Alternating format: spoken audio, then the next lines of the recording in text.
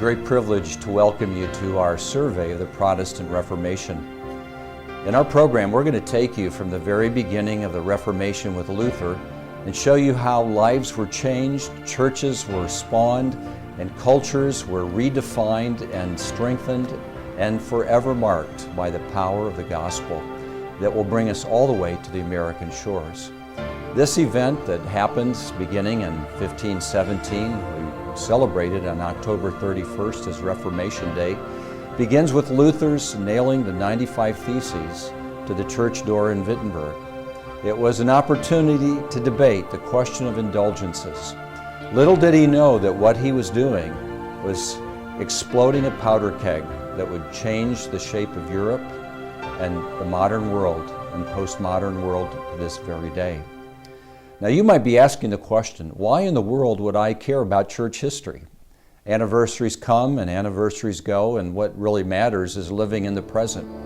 But you need to understand, the scriptures themselves teach us to be students of history. Listen to Hebrews chapter 13 and verse 7. The writer of the Hebrews tells us, "Remember your leaders, those who spoke to you the word of God. Consider the outcome of their way of life and imitate their faith. Jesus Christ is the same yesterday and today and forever." In those classic words from Hebrews 13, we are commanded to learn from the lives of those Christians who've gone before us as they taught us the Word. And so in our study, we're going to take you to some of the greatest teachers of the Word that God has raised up in the history of the church. The Protestant Reformation, following that principle of the Bible as the authoritative Word of God, was fashioned by teachers who taught people through catechisms and reforming movements to be absolutely faithful to the Word of God. And so in our study, we're going to take you to the Luther lands, to the place of Martin Luther, and we're going to learn about his life, his struggle, his hope to understand how he could find a God of grace, and his rediscovery of justification by faith alone as taught by the Apostle Paul in the Epistle of Romans and Galatians. We're going to see how that beginning with Luther begins to work its way out in other contexts. Just a few miles away across the German boundary into Switzerland, there was another reformer studying the Bible by the name of Ulrich Zwingli in Zurich. And we'll see how this man also went back to the Bible. He found in Luther's ideas a common spirit, but he saw things differently. And we began to realize with the doctrine of the priesthood of the believer, every man studying the Bible with his conscience before God, sometimes different conclusions would be reached. And so between Zwingli and Luther, there are differences.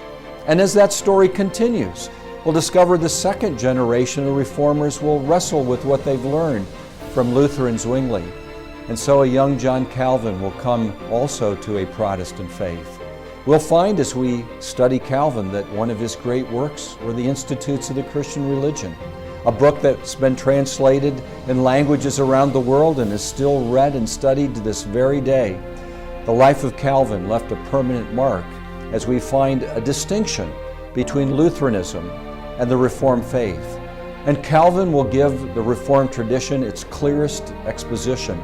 And from that tradition we'll find other great reformers that will begin to take root and spread their faith throughout Europe and then throughout the world.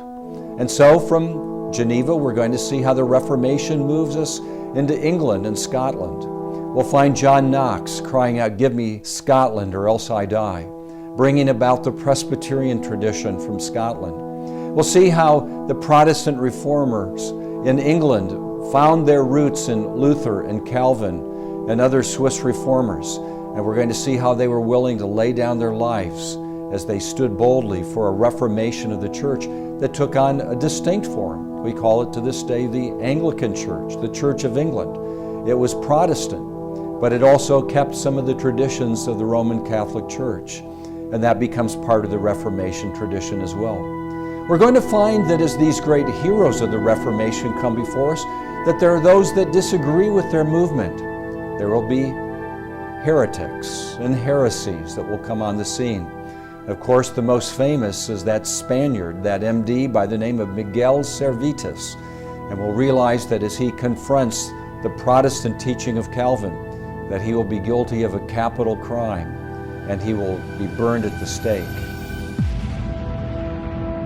And this then becomes one of the great beginnings of another reformational fruit. That is, what is the freedom of the conscience? How can a person go to the Bible and study it on his own and be able to teach it to others without being persecuted? And so we will find as the Reformation story unfolds that the Roman Catholic Church will persecute Protestants. But so Protestants will end up persecuting those that disagree with them. And so the Puritan tradition and the Pilgrim tradition will leave England and travel to America. And here in New England, in America, they will establish their congregational tradition. And they too will persecute others like Quakers and people who don't fit their tradition. And we'll come across an individual who is actually remembered on the Reformation Wall in Geneva, a man named Roger Williams in America, who establishes the first safe haven of religious liberty. He takes views that were not consistent with the Puritans of New England, and he establishes his Providence Plantation in Rhode Island and gives the birth of religious liberty. And so as America is formed, one of the reasons that many people leave Europe is to find a place to have freedom of conscience. They came and established their own tradition. Maryland was originally a Catholic settlement. We know in New England there were Congregationalists. Virginia, Jamestown, was a place of the Anglican tradition. But in Pennsylvania, there was a city established by a Quaker, and William Penn establishes religious liberty in a city where brothers were to love each other, Philadelphia. It's in this city where Presbyterians came. They were so taken by the power of religious liberty that they literally changed the Westminster Confession of Faith to follow the practice of the freedom of conscience. And so we see that the story of the Reformation is very powerful. It changes the way people look at one another, at the way they look at government, the way they look at church, at other churches and other traditions. And as this story unfolds, you are going to see their experiences worked out on location through various scholars who tell their stories, and how that message of the Reformation was changed, how it developed, how it was transported to the New World, and how it took root in America. So the message of the Reformation continues to be relevant today as we discover why the Protestant movement was able to take on the Roman Catholic powerful church and shape a new church tradition, and yet in the process ultimately giving us one of the greatest freedoms we know in the world today, religious liberty. So come with us during this time to see the beauty and panorama of the great geographical sites of the Reformation, as we see people who are willing to suffer for what they believed in, and how they boldly as heroes stood for what they knew were to be true from the Scriptures, and how the world we know today was created and given birth. What a wonderful way to remember those that taught us the Word of God, to imitate their faith, and to celebrate a tradition that will last as long as the Bible itself.